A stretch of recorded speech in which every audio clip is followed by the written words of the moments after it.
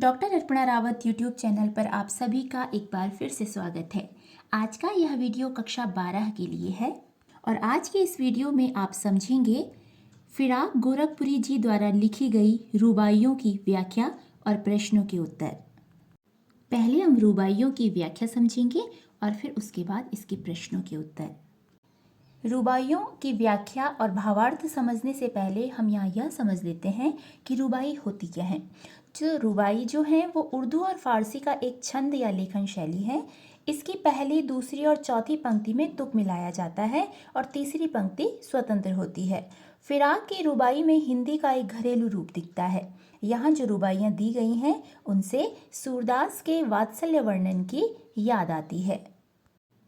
पहली रुबाई है, आंगन में लिए चांद के टुकड़े को खड़ी, हाथों पे झुलाती है उसे गोद भरी, रह रह के हवा में जो लोका देती है, गूंज उठती है खिलखिलाते बच्चे की हंसी। तो इसका प्रसंग आप लिखेंगे। प्रस्तुत काव्यांश हमारी पाठ्य पुस्तक आरोह भाग 2 में संकलित रुबाइयां से उद्धृत है। इसके रचयिता प्रसिद्ध शायर फिराक गोरखपुरी हैं। इस रुबाई में कवि ने माँ के प्रेम का वर्णन किया है। इसकी व्याख्या है, शायर कहते हैं कि एक माँ चांद के टुकड़े अर्थात अपने बेटे को अपने घर के आंगन में लेकर खड़ी है। वह उसे अपने हाथों पर झुलाती है। बीच बीच में वह उसे हवा में उछाल देती है। हवा में उछालने से बच्चा प्रसन्न हो उठता है तथा बच्चे की खिलखिलाहट भरी हंसी गूंजने लगती है। इसमें विशेष में आप लिख सकते हैं, वात्सल्य रस है। आंगन में लिए चांद के टुकड़े को खड़ी, हाथों पे झुलाती, हवा में जो लोका देती है में दृश्य बिंब है। अंतिम पंक्ति में श्रव्य बिंब है। चांद के टुकड़े मुहावरे का सुंदर प्रयोग किया गया है। रह रह में पुनरुक्ति प्रकाश अलंकार है। लोका देना देशज शब्द का प्रयोग है।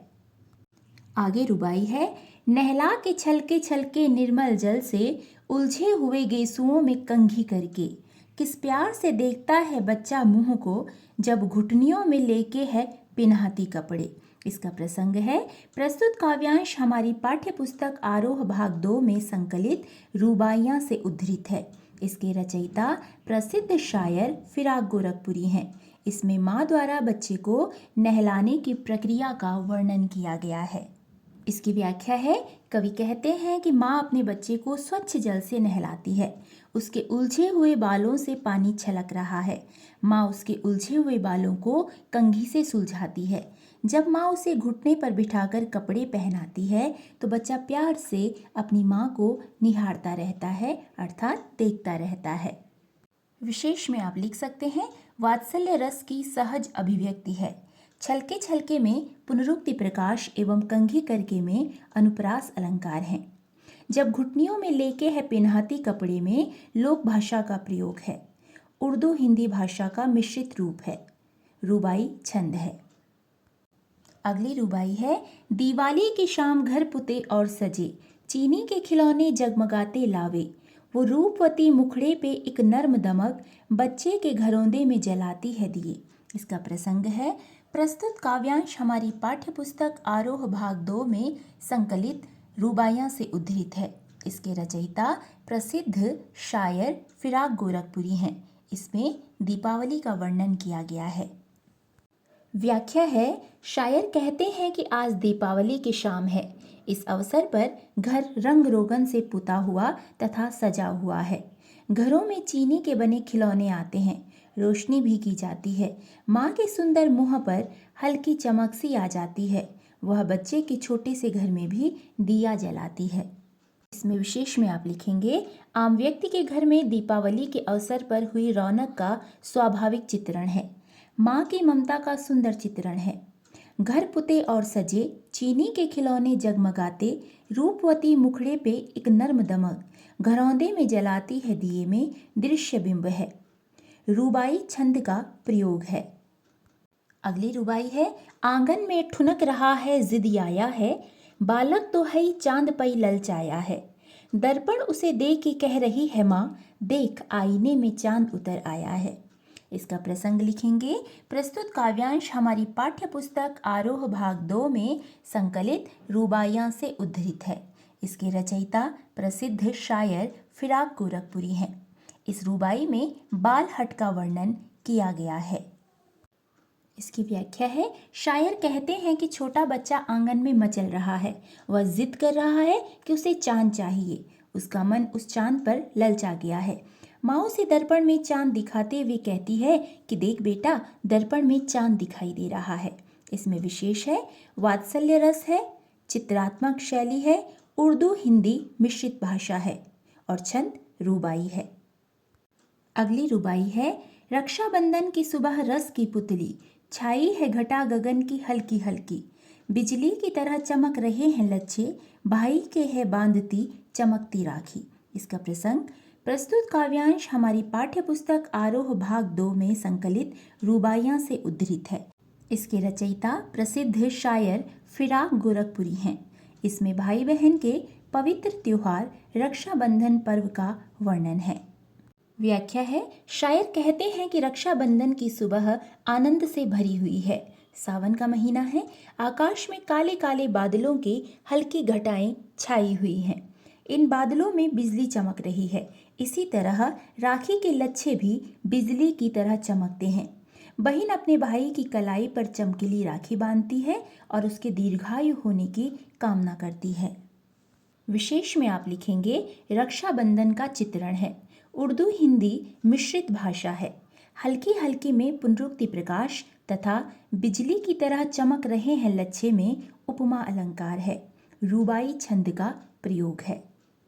यदि आप रुबाइयों का सार समझना चाहें तो यहाँ से आप समझ सकते हैं। इस रचना में कवि ने माँ और बच्चे की प्रेम का वर्णन किया है। माँ आंगन में खड़ी होकर अपने बच्चे को हाथों में प्यार से झुला रही है।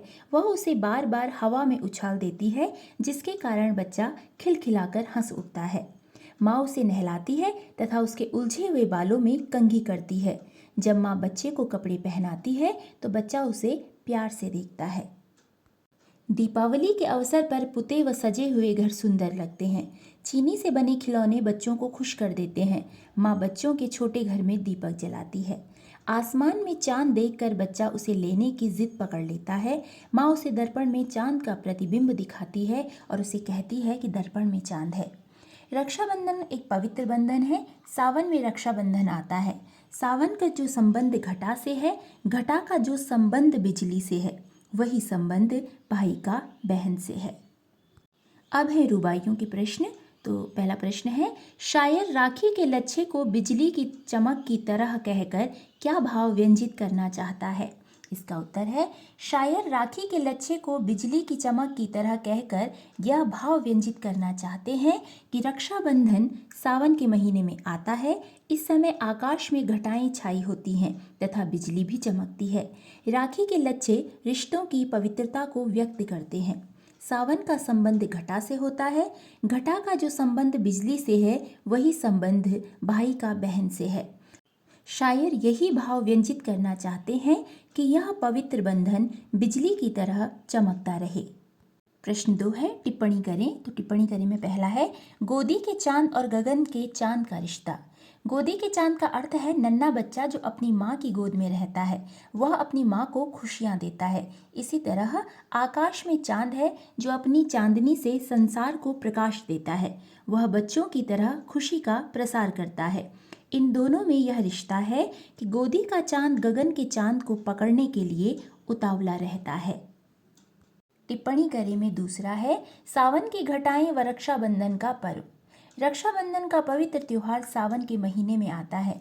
सावन की घटाएं घिरने पर चारों ओर खुशी छा जाती है। सावन की काली काली घटाएं भाई को संदेश देती हैं कि तेरी बहन तुझे याद कर रही है। अब एक प्रश्न है कविता के आसपास से।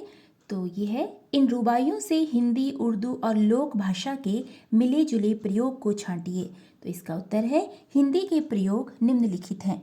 आंगन में लिए चांद के टुकड़े को खड़ी, हाथों में झुलाती है उसे गोद भरी, गूंज उठती है खिलखिलाते बच्चे की हंसी।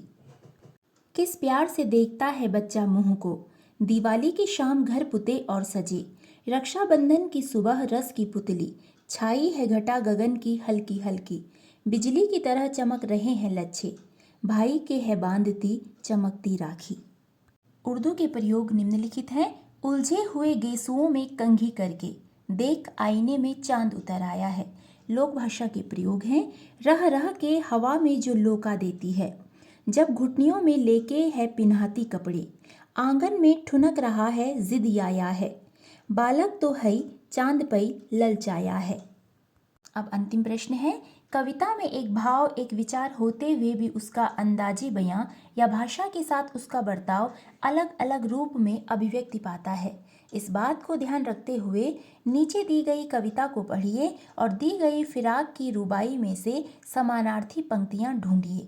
तो इसमें है, मैया मैं तो चंद्र खिलौना ले हूँ, जो कि सूरदास जी की रचना है। तो यहाँ जो हमने रुबाइयाँ पढ़ी थी, ये जो पंक्तियाँ हैं यहाँ मिल रही हैं। आंगन में ठुनक रहा है जिद आया है, बालक तो है चांद पई ललचाया है। ये दोनों पंक्तियाँ समानार्थी हैं। दोनों पंक्तियों में बाल हट का वर्णन किया गया है। दोनों पंक्तियों में बच्चा चांद को खिलौना समझ रहा है और उसे अपने पास लाना चाहता है। तो ये था पाठ रुबाइयाँ, जिसमें आपने रुबाइयों की व्याख्या सुनी और प्रश्नों के उत्तर समझे। यदि पाठ से संबंधित आपकी कोई समस्या हो तो आप मुझे कमेंट बॉक्स में लिख सकते हैं। यदि आप किसी दूसरे टॉपिक पर वीडियो बनवाना चाहें तो भी आप कमेंट बॉक्स में लिख सकते हैं। वीडियो में अंत तक बने रहने के लिए हार्दिक धन्यवाद।